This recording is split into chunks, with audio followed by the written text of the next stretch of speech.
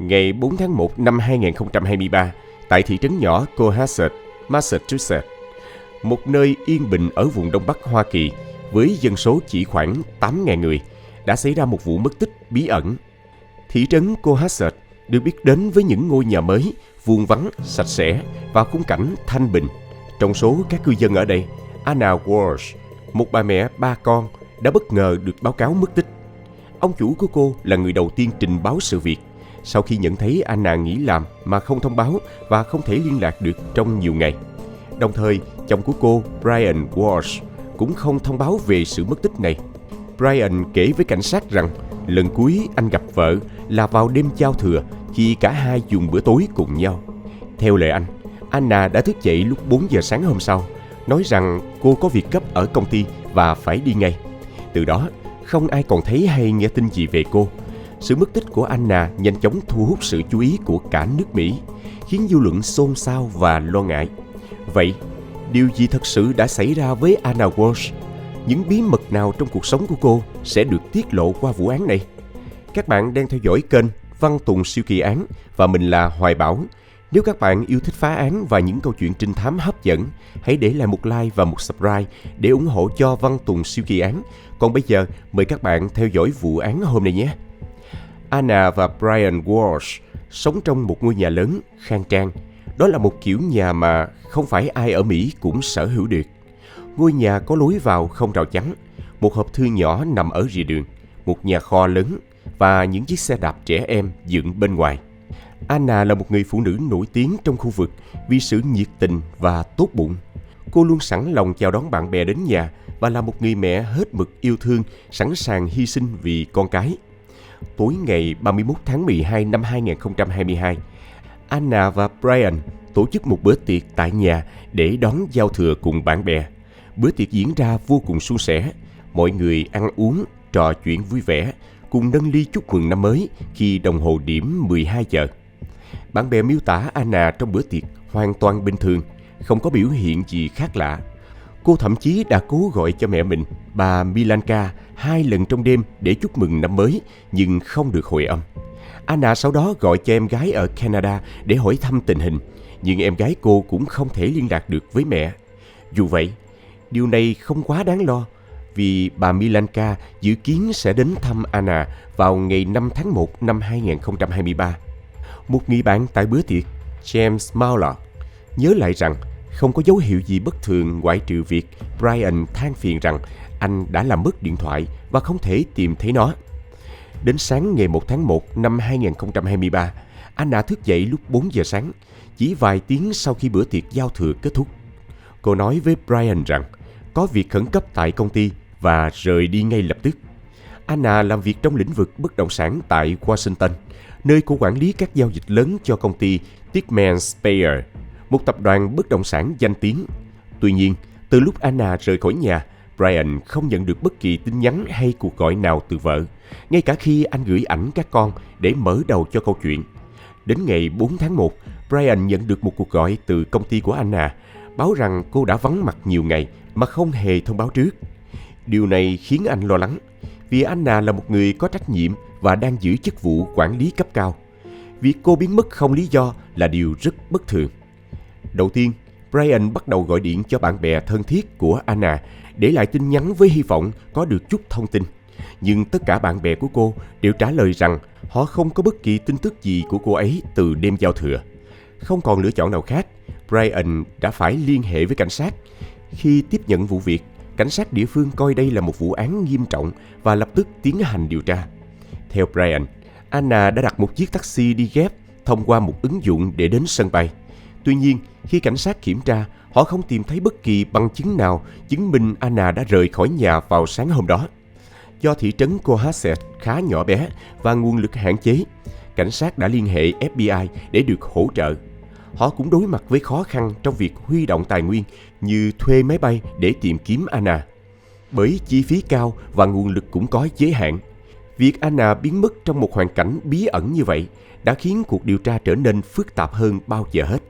Ngay sau khi nhận được tin báo, FBI đã triển khai chiến dịch tìm kiếm trên diện rộng xung quanh khu vực nhà của Anna và Brian. Một chiếc trực thăng được huy động bay qua các khu rừng gần đó, cùng với đội tìm kiếm gồm 20 binh sĩ chuyên nghiệp và nhiều tình nguyện viên. Các chú chó nghiệp vụ cũng được huy động để lần theo dấu vết mùi hương của Anna. Quá trình điều tra ban đầu đưa ra 2 giả thuyết. Giả thuyết thứ nhất, Anna đã bắt chuông taxi với một kẻ xấu và gặp nạn. Giả thuyết thứ hai, do ảnh hưởng của đồ uống có cồn trong bữa tiệc đêm giao thừa, Anna có thể đã không tỉnh táo và nhầm lẫn ngày 1 tháng 1 thành ngày 3 tháng 1, nghĩ rằng mình cần đi làm sớm. Cả Brian cũng không đặt nghi vấn gì về việc này. Nếu đúng như vậy, có khả năng Anna đã đi lạc vào rừng và gặp điều bất trắc. Tuy nhiên, các nỗ lực tìm kiếm trong rừng không mang lại kết quả. FBI và cả cảnh sát địa phương đã chuyển hướng điều tra sang các dịch vụ taxi và ứng dụng đặt xe ghép. Ban đầu, họ tin rằng việc tìm kiếm này sẽ đơn giản nhờ có thông tin về thời gian Anna rời khỏi nhà. Nhưng điều tra viên phát hiện rằng không có bất kỳ chuyến xe nào được đặt dưới tên Anna từ đêm 31 tháng 12 đến sáng ngày 1 tháng 1. Điều này dẫn đến khả năng Anna không sử dụng xe ghép, cũng không tự lái xe riêng mà có thể đã đi bộ hoặc gặp gỡ ai đó. Các thợ lặn cũng được huy động kiểm tra các con suối và sông hồ trong khu vực, nhưng vẫn không tìm thấy dấu vết nào của cô. Trong suốt 2 ngày, thị trấn nhỏ yên bình Cohasset bị đảo lộn bởi sự hiện diện dày đặc của cảnh sát và FBI. Nhưng Anna như thể biến mất hoàn toàn vào hư không.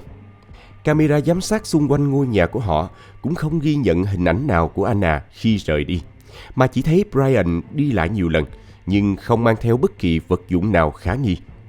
Vào ngày 1 tháng 1, Brian còn dậy khá sớm, lúc 7 giờ. Anh làm bữa ăn sáng cho 3 đứa trẻ, chơi cùng chúng suốt buổi sáng. Cho đến đầu giờ chiều, người trông trẻ đến và tiếp nhận việc này. Khoảng 3 giờ chiều, Brian đã khai rằng mình đi mua sắm tại một quán địa phương và thăm người mẹ của mình ở Swampscott, nơi cách nhà của hai vợ chồng khoảng 1 tiếng lái xe. Một điều lạ lùng được anh ta bình thường hóa là bị lạc đường. Cho đến tận 8 giờ, Brian mới về đến nhà. Vì anh ta đã bị mất chiếc điện thoại nên không có GPS để xác định đường đi. Anh cũng kể rõ rằng sau khi rời nhà mẹ đẻ, anh đã đi mua sắm ở 2 cửa hàng Whole Foods và CVS, và sau đó thì bị lạc đường. Các điều tra viên đã tiến hành xem xét các camera giám sát ở cửa hàng để điều tra hành vi của người chồng này. Một thành viên trong nhóm điều tra đã rất nỗ lực. Anh chàng đã xem hết tất cả các video trong video giám sát, nhưng Brian đã không xuất hiện một lần nào trong đó. Đây được coi là một lỗ hổng, có nghĩa là chúng ta sẽ không biết anh ta đã làm gì trong thời gian đó. Dấu vết duy nhất mà camera giám sát đã ghi lại hình ảnh của Brian vào ngày 2 tháng 1, khi anh ta xuất hiện tại một quán nước giải khát cùng một người đàn ông. Sau đó, Brian được thấy tại một cửa hàng tạp hóa, nơi anh ta mua hàng loạt vật dụng như mặt nạ phẫu thuật, găng tay nhựa, dụng cụ vệ sinh, xô, tấm bạc, băng dính và thuốc tẩy, với tổng số tiền lên đến 450 USD và thanh toán bằng tiền mặt. Những vật dụng này làm dấy lên nghi ngờ, vì không ai chi số tiền lớn như vậy chỉ để vệ sinh nhà cửa, đặc biệt là ngay sau đêm giao thừa. Brian lập tức trở thành nghi phạm hàng đầu trong vụ mất tích của Anna. Anna Walsh, sinh năm 1983 tại Belgrade, là thủ đô và thành phố lớn nhất của Serbia. Thời thơ ấu của cô khá bình thường, nhưng cô nổi bật nhờ sự chăm chỉ, tham vọng và thông minh. Anna theo học tại một trong những trường danh giá nhất ở Belgrade, tốt nghiệp tú tài và tiếp tục học ngành tiếng Pháp. Nhờ chương trình trao đổi sinh viên, Anna đã sang Mỹ ngay từ năm đầu đại học. Cô nhanh chóng yêu thích đất nước này, từ văn hóa đến lối sống tự do. Sau khi tốt nghiệp đại học vào năm 2005, Anna quyết định định cư tại Mỹ và được cấp quốc tịch kép. Mặc dù có trình độ học vấn tốt, Anna vẫn gặp nhiều khó khăn trong việc tìm kiếm việc làm do giọng nói mang âm hưởng Đông Âu, vốn không được ưa chuộng vào thời điểm đó. Để kiếm sống và có một tương lai tốt hơn, Anna phải làm các công việc lao động chân tay trước khi dần tìm được chỗ đứng trong lĩnh vực bất động sản. Anna bắt đầu công việc làm dịch vụ dọn dẹp tư nhân và thường xuyên đến nhà khách hàng để lau dọn. Một ngày nọ, cô nhận nhiệm vụ dọn dẹp tại căn hộ của Brian. Tuy nhiên, chi tiết này chưa bao giờ được xác nhận, kể cả bởi FBI.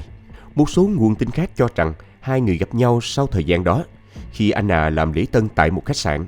Thông tin chắc chắn là vào năm 2008, Anna và Brian chính thức gặp nhau và nhanh chóng rơi vào tình yêu sét đánh. Với Anna, Brian trở thành tình yêu lớn nhất đời cô. Mặc dù lúc đó cô đã kết hôn với Mark Nip, một người Mỹ.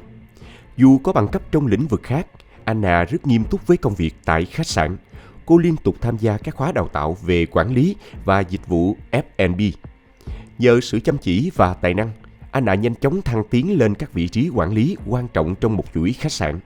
Trong thời gian đó, cô vẫn duy trì mối quan hệ với Brian, dù chưa chấm dứt mối quan hệ với Mark. Mối quan hệ tay ba này kéo dài trong suốt 6 năm, cho đến năm 2014 khi Anna chính thức ly hôn Mark. Ngày 21 tháng 12 năm 2015, cô tái hôn với Brian và hợp thức hóa mối tình này. Sau khi kết hôn, cặp đôi nhanh chóng có 3 người con. Khi Anna mất tích, các con của họ lần lượt 6 tuổi, 4 tuổi và con út vừa mới chào đời ngày 17 tháng 12 năm 2021. Nhiều người cho rằng cuộc hôn nhân với Mark chỉ là bước đệm để Anna có được thẻ xanh. Cô không dám ly hôn sớm vì lo ngại việc mất quốc tịch. Sau khi tái hôn với Brian, cuộc sống của Anna dường như tràn ngập hạnh phúc. Hai người luôn vui vẻ, hòa thuận, chưa bao giờ có xích mích công khai. Anna cũng thường xuyên về Serbia thăm mẹ, bà Milanka. Nếu có bất mãn gì với chồng, cô luôn tâm sự với mẹ. Nhưng ngay cả lần về thăm gần nhất, vào cuối tháng 11 năm 2022, cô vẫn không than phiền điều gì. Đầu năm 2022, Anna nhận vị trí giám đốc điều hành tại Tiedemann Speyer, một công ty quản lý bất động sản danh tiếng ở Mỹ. Trong khi Anna đảm nhận xuất sắc cả công việc lẫn vai trò làm vợ làm mẹ, Brian hoàn toàn trái ngược. Anh ta không có sự nghiệp ổn định, kiếm được rất ít nhưng lại tiêu xài hoang phí. Thời điểm đó, Brian vẫn tiếp tục bán các phần mềm mà anh ta tự phát triển từ thời sinh viên. Tuy nhiên, chính từ đây, FBI đã bắt đầu có những hướng điều tra mới trong vụ án của Anna, bởi bộ mặt thật của Brian dần bị phơi bày. Một sự việc điển hình xảy ra khi Brian đến Hàn Quốc để dự đám cưới của một người bạn. Người này trong lúc trò chuyện đã hỏi Brian có dự định gì vào thời gian rảnh rỗi và ngỏ ý nhờ anh ta giúp bán một số tác phẩm nghệ thuật tồn kho tại nhà. Các tác phẩm bao gồm một bức tượng nhỏ từ Trung Quốc, một bức phác họa của Kay Sherin, một bức tranh của một họa sĩ người Mỹ được định giá vài nghìn USD và đặc biệt là 2 bức tranh thuộc bộ Shadows của Andy Warhol, có giá trị lên đến hàng chục, thậm chí là hàng trăm nghìn USD.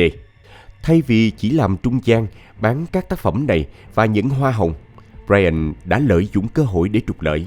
Anh ta thuê một họa sĩ vô danh sao chép lại các bức tranh gốc, sau đó không ngần ngại tung những bản sao ra thị trường như tác phẩm thật. Một số bức tranh được Brian bán cho một nhà tư vấn nghệ thuật tại Paris với giá 145.000 USD. Anh ta thậm chí còn rao bán trên eBay với giá 100.000 USD. Tuyên bố đây là một trong những bức tranh gốc từ bộ sưu tập cá nhân và cố tình tạo cảm giác muốn bán gấp để tẩu tán các tác phẩm này. Công việc làm giả và buôn bán tranh giả của Brian diễn ra trót lọt cho đến năm 2016, khi một nhà buôn tranh ở California, Ron Riveland, mua một bản sao với giá 80.000 USD. Sau khi nhận tranh, Ron nhanh chóng nhận ra vấn đề. Tay nghề làm giả quá kém, nước sơn quá sáng, màu sắc lòe loẹt và không hề giống một tác phẩm từ năm 1980. Cảm thấy tức giận, Ron xé nát bức tranh để chứng minh đó là hàng giả. Khi anh cố gắng liên lạc với Brian để đòi lại tiền thì Brian đã cắt đứt liên lạc và biến mất. May mắn thay, Ron gặp được Anna, người lúc đó chưa bị mất tích. Anh kể toàn bộ sự việc và khẳng định Brian đã lừa mình. Ban đầu, Anna tỏ ra không tin tưởng lắm, nhưng cô vẫn hứa sẽ nói chuyện với Brian và liên hệ lại qua email. Brian sau đó đã chủ động liên lạc với Ron. Anh ta xin lỗi và biện minh rằng không phải mình trốn tránh, mà chỉ vì quá bận rộn với công việc nên không thể trả lời kịp. Anh ta còn trấn an Ron rằng không cần mời luật sư vào cuộc vì đây chỉ là một sự hiểu nhầm. Brian cam kết sẽ nhận lại tranh để kiểm tra và hoàn tiền. Tuy nhiên, sau một thời gian dài trì hoãn, anh ta chỉ hoàn lại 30.000 USD trên tổng số 80.000 USD. Quá bức xúc, Ron đã đệ đơn khiếu nại lên FBI, yêu cầu điều tra hành vi lừa đảo của Brian. Các điều tra viên phát hiện Brian không chỉ bán tranh giả, mà anh ta còn không có chút tình người hay trách nhiệm nào. Anh ta đã cắt đứt liên lạc với người bạn ở Hàn Quốc và không trả lại các bức tranh gốc cho chủ nhân. Cuộc điều tra về Brian chính thức bắt đầu từ năm 2016, phơi bày thêm nhiều hành vi gian lận và lừa đảo của anh ta. Khi đó, Brian bị nhiều người nhìn nhận như một chống đối xã hội. Anh ta không hề cảm thấy đồng cảm hay quan tâm đến các chuẩn mực đạo đức xã hội, những yếu tố giúp con người sống đúng mực. Khi đối mặt với những tình huống vượt ngoài tầm kiểm soát, Brian không thể kiểm soát bản thân, và điều này đã được chứng minh qua nhiều sự kiện. Một người bạn cũ của Brian, khi được phỏng vấn, tiết lộ rằng Brian từng nhờ anh ta đứng tên vay giúp khoản tiền 500.000 USD, sau đó lại biến mất không dấu vết. Nhiều người khác thì kể về tính cách tệ hại của Brian, chẳng hạn như việc anh ta không bao giờ chịu trả tiền khi cùng mọi người ăn uống tại nhà hàng và thường viện đủ lý do để rời đi trước. Sau khi các vụ lừa đảo bị phanh phui, FBI quyết định áp dụng biện pháp quản thúc tại gia để ngăn anh ta bỏ trốn. Đầu năm 2023, Brian vẫn bị giam lỏng và chỉ được phép rời khỏi nhà vào những thời điểm cụ thể, như để đón con đi học. Vợ anh, Anna, thậm chí đã xin thẩm phán cho phép anh ta tại ngoại để tránh việc Brian phải ngồi tù, với lý do cô muốn anh ta được ở gần các con. Tuy nhiên, những nghi vấn về việc Brian là thủ phạm khiến Anna mất tích ngày càng gia tăng.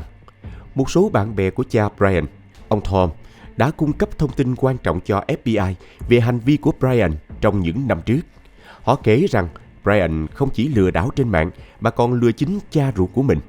Ông Tom từng bị Brian chiếm đoạt 800.000 USD để trả tiền nhà, dẫn đến việc ông từ mặt con trai và không muốn gặp lại anh cho đến cuối đời. Trước đó, hai cha con vốn có mối quan hệ hòa thuận, nhưng sự kiện này đã khiến ông Tom cắt đứt mọi liên hệ. Đến năm 2018, sau khi ông Tom qua đời, Brian đã đột nhập vào nhà cha mình và tiêu hủy di chúc. Văn bản đã tước quyền thừa kế của anh ta. Không dừng lại ở đó, Brian còn lấy cắp một số bức tranh giá trị trong nhà. May mắn thay, các thành viên trong gia đình đã lường trước hành động của Brian và chụp ảnh lại di chúc, đảm bảo rằng anh ta không được thừa hưởng bất cứ thứ gì từ cha mình.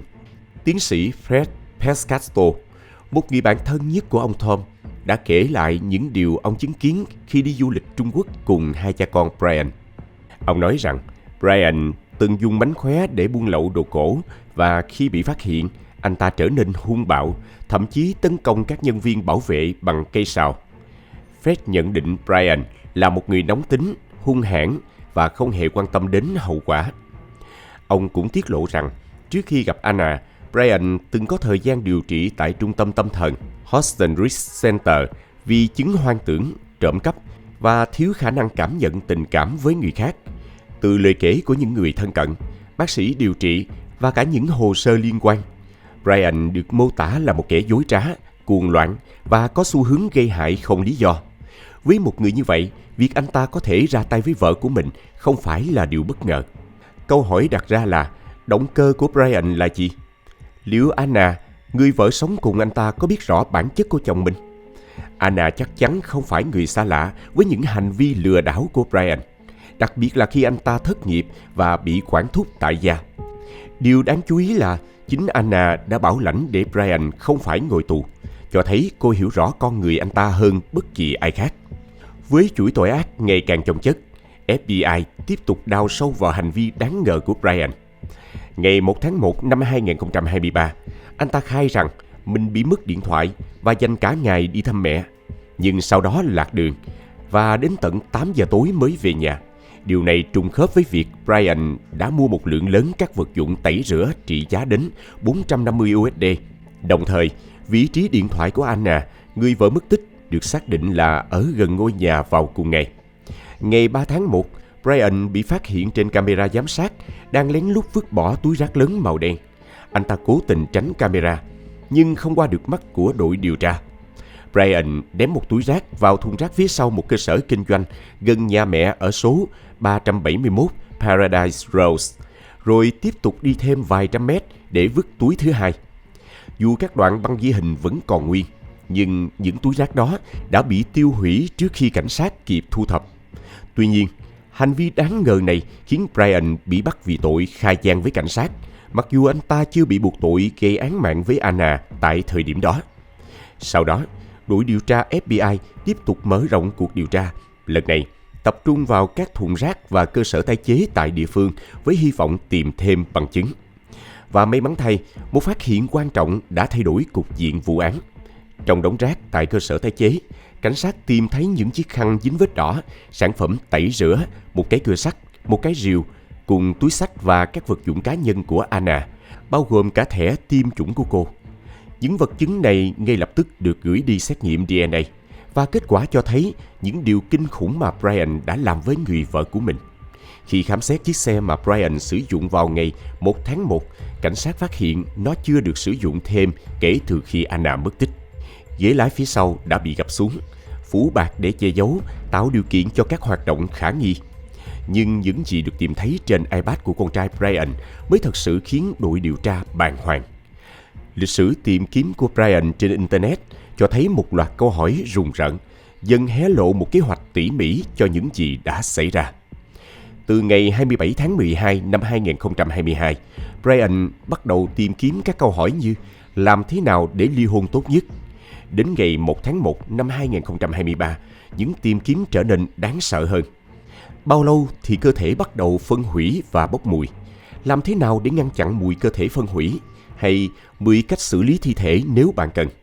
Vẫn chưa dừng lại ở đó, Brian tiếp tục tra cứu. Bao lâu thì có thể nhận tiền bảo hiểm? Thậm chí cả các câu hỏi, liệu chỉ có một phần cơ thể có thể xác định danh tính được không? DNA tồn tại trong cơ thể được bao lâu? Và cách cắt xén dễ dàng nhất để phân chia cơ thể. Đáng sợ hơn, anh ta còn xem các video hướng dẫn chi tiết về các hành vi giải phẫu. Ngày 2 tháng 2, những tìm kiếm của anh ta thậm chí còn cụ thể hơn. Cách làm sạch vết máu trên sàn nhà. Điều gì sẽ xảy ra nếu cho cơ thể vào ammoniac? Quần áo từ hiện trường nên giặt hay hủy? Và kim loại có phải là công cụ tốt nhất để phân thây? Cuối cùng, Brian tìm kiếm. Bạn có thể bị buộc tội gây án mạng nếu không tìm thấy nạn nhân không? Và làm thế nào để xác định danh tính nếu nạn nhân không còn răng? Những bằng chứng này không chỉ củng cố nghi vấn về việc Brian đã ra tay với Anna, mà còn phơi bày sự tính toán lạnh lùng và đáng sợ của anh ta. Chúng vẽ nên chân dung một kẻ không chỉ mất hết tính người, mà còn cố gắng che đậy tội ác của mình một cách tàn nhẫn và có kế hoạch. Đến ngày 3 tháng 1, lịch sử tìm kiếm trên thiết bị của Brian tiếp tục gây rợn người. Anh ta tra cứu những câu hỏi kỳ lạ như điều gì sẽ xảy ra với tóc của người đã qua đời, và có thể dùng mặt nạ và baking soda để tạo mùi thơm cho cơ thể không? Những tìm kiếm này trong bối cảnh vợ anh ta đang mất tích đã dấy lên nghi vấn mạnh mẽ về hành vi tàn ác của Brian. Ngày 8 tháng 1, các điều tra viên đã lật tung tầng hầm của ngôi nhà gia đình Walsh để tìm kiếm bằng chứng. Tại đây, họ phát hiện một con dao làm bếp dài dính đầy vết đỏ. Chỉ 10 ngày sau, tòa án chính thức buộc tội Brian Walsh với cáo buộc gây án mạng cho Anna. Hồ sơ điều tra cũng tiết lộ động cơ tiềm ẩn đằng sau tội ác này. Trong khi đó, các nhà điều tra tập trung vào cuộc sống cá nhân của Anna và phát hiện cô khá thân thiết với một người đồng nghiệp tên là Abdullah Amuteri. Hai người thường xuyên chụp ảnh cùng nhau và đăng lên Instagram. Dù không có bằng chứng rõ ràng về mối quan hệ bất chính, điều đáng chú ý là trong tất cả các bức ảnh chụp chung, Anna không đeo nhẫn cưới. Liệu có phải Anna đã cảm thấy mệt mỏi với cuộc sống cùng người chồng gian trá và bị quản thúc tại nhà? Brian, một kẻ lừa đảo tuổi ngoài 40, dường như ngày càng cảm thấy mình là kẻ thất bại. Ngược lại, Anna là hình mẫu của sự thành công. Với vị trí cao trong công ty, khối tài sản giá trị và tổng tài sản ròng ước tính 2,7 triệu USD. Dường như cô đang vươn tới đỉnh cao. Nhưng bất chấp điều đó, Anna vẫn giữ mối quan hệ với Brian, có lẽ là vì 3 đứa con của họ. Tuy nhiên, mối quan hệ của họ không phải lúc nào cũng êm đẹp. Một chi tiết quan trọng đã được hé lộ. 10 năm trước, Anna từng báo cáo với chính quyền rằng Brian đã đe dọa sẽ tấn công cô. Mặc dù lo sợ cho tính mạng, cô không nộp đơn khiếu nại. Đến tháng 5 năm 2018, Anna đăng lên Instagram một bức ảnh cho thấy cô có vết bầm tím trên lông mày, cùng với các vết thương nhẹ khác trên người, bao gồm một vết bầm ở hông. Hashtag trên bài đăng dừng lại giữa chừng, làm dấy lên sự lo lắng từ người thân và bạn bè. Nhưng khi được hỏi, Anna chỉ giải thích rằng cô bị trượt ngã. Với các nhà điều tra, đây có thể là dấu hiệu cho thấy Anna từng chịu đựng bạo hành gia đình. Nhiều khả năng cô đã lập kế hoạch để thoát khỏi Brian, nhưng điều này không qua được mắt anh ta. Những nghi ngờ về việc vợ ngoại tình dường như đã ám ảnh Brian. khi anh ta liên tục truy cập trang cá nhân của Abdullah Al-Muteiri với 10 lần trong một khoảng thời gian rất ngắn. Những hành động này cho thấy sự bất ổn ngày càng lớn của Brian và có thể là mảnh ghép quan trọng trong vụ án đầy kịch tính này. Trước khi gặp nạn, Anna ngày càng ít trở về nhà. Cô thường ở lại Washington làm việc trong nhiều tuần liền. Trong khi đó, Brian thất nghiệp, không có thu nhập và rơi vào trạng thái tuyệt vọng. Anh ta bắt đầu nhận ra rằng bản thân mình chẳng là gì so với vợ. Đêm ngày 1 tháng 1 năm 2023, một cuộc cãi vã lớn nổ ra giữa hai người. Cuối cùng, Anna thẳng thắn nói rằng cô muốn ly hôn, không còn muốn sống chung với một kẻ thất bại nữa. Những lời nói này khiến Brian mất bình tĩnh. Anh ta lao vào Anna trong lúc những đứa trẻ đang ngủ trên lầu. Brian được cho là đã tấn công vợ mình, làm cô ngạt thở, rồi dùng hung khí đâm liên tiếp, khiến Anna gục xuống và không còn dấu hiệu của sự sống. Sau đó, không ai biết chính xác Brian đã xử lý cơ thể Anna như thế nào, nhưng sáng hôm sau, bảo mẫu đến trông trẻ như thường lệ, khiến cảnh sát đặt giả thuyết rằng Brian có thể đã phân chia vợ mình trong lúc các con đang ngủ. Một số phần cơ thể của Anna đã xuất hiện trên camera giám sát khi Brian vứt những túi rác lớn vào thùng. Phải đến ngày 4 tháng 1, khi sếp của Anna lo lắng và báo cáo việc cô mất tích, Brian mới chính thức thông báo rằng vợ mình đã biến mất. Nếu vụ án xảy ra nhiều năm trước, rất có thể nó sẽ rơi vào quên lãng, bởi khi đó không có hệ thống camera giám sát rộng rãi như ngày nay, và Brian có thể dễ dàng thoát tội. Tại thời điểm xét xử, DNA trên hung khí tại nhà Brian và trên các vật dụng tại cơ sở tái chế vẫn chưa được xác định rõ ràng do tình trạng vật chứng quá kém. Luật sư biện hộ của nghi phạm Brian đã cố gắng loại bỏ bằng chứng DNA khỏi hồ sơ, trong khi bên công tố yêu cầu áp dụng phương pháp xét nghiệm mới. Dù vậy, Brian vẫn khăng khăng không nhận tội. Luật sư của anh ta giữ quan điểm từ đầu đến cuối rằng nếu không tìm thấy nạn nhân, không thể khẳng định có hành vi phạm tội đã xảy ra. 3 đứa con của Anna và Brian sau đó được Sở Trẻ Em và gia đình của quận chăm sóc. Một số gia đình đã bày tỏ mong muốn nhận nuôi cả 3 đứa bé để anh em không bị chia cắt. Tuy nhiên, vì còn quá nhỏ, các bé không thể cung cấp thông tin hữu ích cho cảnh sát. Người đồng nghiệp của Anna, Abdullah Al-Muteiri, người được Brian tin là tình nhân của vợ mình, không đưa ra bất kỳ phát ngôn nào trước truyền thông. Anh ta chỉ đăng bài vận động mọi người tìm kiếm Anna. Dấu vết cuối cùng của Anna được tìm thấy trên chai sâm banh mà cô đã đưa cho Brian vào đêm giao thừa. Trong đó, cô viết những lời đầy tình cảm, mong rằng dù có bao khó khăn, họ vẫn sẽ cùng nhau đón một năm 2023 đầy dũng cảm và hy vọng. Tờ giấy nhắn này đã khiến bồi thẩm đoàn im lặng trong phút chốc khi nó được đọc tại tòa. Tuy nhiên, liệu Brian có bị kết án hay không vẫn còn là một câu hỏi chưa có lời giải đáp. Dẫu vậy, vụ án của Anna Walsh đã để lại sự kinh hoàng và tiếc thương trong lòng những người biết đến cô. Hy vọng rằng công lý sẽ sớm được thực thi và linh hồn của Anna sẽ sớm được yên nghỉ. Các bạn nghĩ gì về vụ án ngày hôm nay? Hãy để lại ý kiến ở phần bình luận bên dưới để cùng thảo luận nhé. Và trước khi rời đi, đừng quên để lại một like, một subscribe và bật chuông thông báo để tiếp tục theo dõi những vụ án hấp dẫn trên Văn Tùng Siêu Kỳ Án. Còn bây giờ, xin chào và hẹn gặp lại các bạn trong các video tiếp theo.